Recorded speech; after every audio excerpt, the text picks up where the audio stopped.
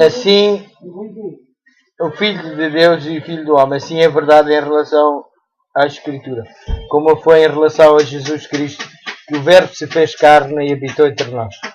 Escritos em diferentes épocas por homens que diferiam largamente na posição social e ocupação em dotes mentais e espirituais, os livros da Bíblia apresentam vasto contraste no estilo, bem como diversidade na natureza dos assuntos explanados. Os vários escritores empregam diferentes formas de expressão. Muitas vezes a mesma verdade é mais incisiva apresentada por um do que o outro, e como diversos escritores apresentam um dado assunto sob vários aspectos e relações, pode parecer ao leitor superficial, descuidado e imbuído de preconceitos haver discrepâncias ou contradições, onde o pesquisador ponderado, referente com a intuição mais clara, discerne a harmonia que lhe já revelada. Sendo apresentada por meio de indivíduos diferentes, a verdade é revelada nos seus vários aspectos. Um escritor impressiona-se mais fortemente com uma faceta do assunto, apanha os pontos que se harmonizam com a sua experiência ou com a sua capacidade de percepção e apreciação.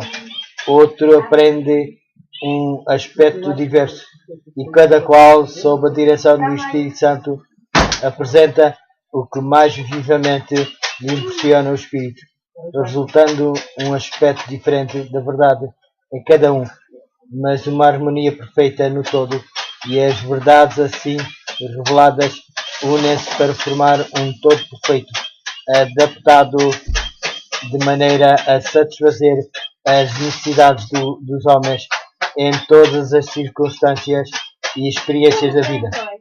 Deus foi servido de comunicar a sua verdade ao mundo por intermédio de agentes humanos, e Ele próprio, por meio do seu Espírito Santo, habilitou e capacitou homens para fazerem essa obra. Guiou a mente na seleção do que falariam ou escreveriam. Confiou o tesouro a vasos terrenos, sem contudo perder coisa alguma da sua origem celestial. O testemunho é transmitido mediante a imperfeita expressão da linguagem humana, sendo todavia o testemunho de Deus, e nele o dócil crente, filho de Deus, contempla a glória de um poder divino, cheio de graça e verdade. Em sua palavra, Deus conferiu aos homens o conhecimento necessário para a salvação. As Sagradas Escrituras devem ser aceitas como autorizada e infalível revelação da sua vontade. São elas a norma do caráter, o revelador das doutrinas, a pedra de toque da experiência religiosa. Toda a Escritura, divinamente inspirada, é proveitosa para ensinar, para redarguir, para corrigir, para instruir a justiça, para que todo o homem de Deus seja perfeito e perfeitamente instruído para toda a boa obra. Todavia, o facto de Deus ter revelado a sua vontade aos homens por meio da sua palavra não tornou desnecessária a contínua presença e direção do Espírito Santo. Pelo contrário, foi prometido por nosso Salvador para aclarar a palavra aos seus servos, para iluminar e aplicar os seus ensinos. E visto que foi o Espírito de Deus que inspirou a Escritura Sagrada, é impossível que o ensino do Espírito seja jamais contrário ao da palavra. O Espírito não foi dado, nem nunca o poderia ser, a fim de sobrepor-se à Escritura, pois esta explicitamente declara ser ela mesma a norma pela qual todo o ensino e experiência devem ser aferidos. Diz o apóstolo São João: não creiais a todo o Espírito, mas provai se os espíritos são de Deus, porque já muitos falsos profetas se têm levantado no mundo. E Isaías declara: há lei e há testemunho. Se eles não falarem segundo esta palavra, não haverá manhã para eles. Grande vitupério tem sido lançado sobre a obra do Espírito Santo pelos erros das pessoas de certa classe que, pretendendo ser por ele iluminadas, professam não mais ter necessidade da direção da palavra de Deus.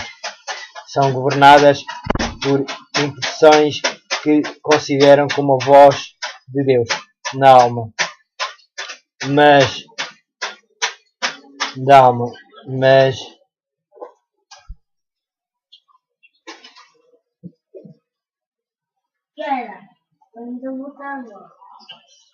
grande virtude tem sido lançado sobre a obra do Espírito Santo pelos erros das pessoas de certa classe que, pretendendo ser por ele iluminadas, professam não mais ter necessidade da direção da palavra de Deus. São governadas por impressões que consideram como a voz de Deus na alma, mas o Espírito que as dirige não é o Espírito de Deus. O seguimento destas impressões com negligência das Escrituras apenas pode levar à confusão, ao engano e à ruína. Serve simplesmente para favorecer os desígnios do maligno, desde que o ministério do Espírito Santo é de vital importância para a Igreja de Cristo. É um dos ardis de Satanás, mediante os erros de extremistas e fanáticos, lançar o desdém na obra do Espírito e fazer com que o povo de Deus negligencie esta fonte de poder que Nosso Senhor Jesus mesmo proveu. Da harmonia com a palavra de Deus deveria o seu Espírito continuar a sua obra durante todo o período da dispensação evangélica, durante os séculos em que as Escrituras do Velho Testamento, bem como as do Novo, estavam sendo dadas. O Espírito Santo não cessou de comunicar luz à mente individual, independentemente das revelações que deviam ser incorporadas no canone sagrado. A Bíblia mesma relata como, mediante o Espírito Santo, os homens receberam advertências, reprovações, conselhos e instruções, em assunto de nenhum modo relativos a outorgadas as Escrituras, e faz menção de profetas de épocas várias, de cujos discursos nada há registado. Semelhantemente, após a conclusão do canone das Escrituras, o Espírito Santo deveria ainda continuar a sua obra para esclarecer, advertir e confortar os filhos de Deus. Jesus Cristo prometeu aos seus discípulos: quando vier aquele Espírito de verdade, ele vos guiará em toda a verdade e vos anunciará o que há de vir. As Escrituras claramente ensinam que estas promessas, longe de se limitarem aos dias apostólicos, se estendem à Igreja de Jesus em todos os séculos.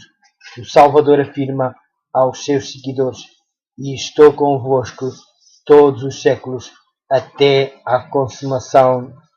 Estou todos os dias convosco até à consumação dos séculos.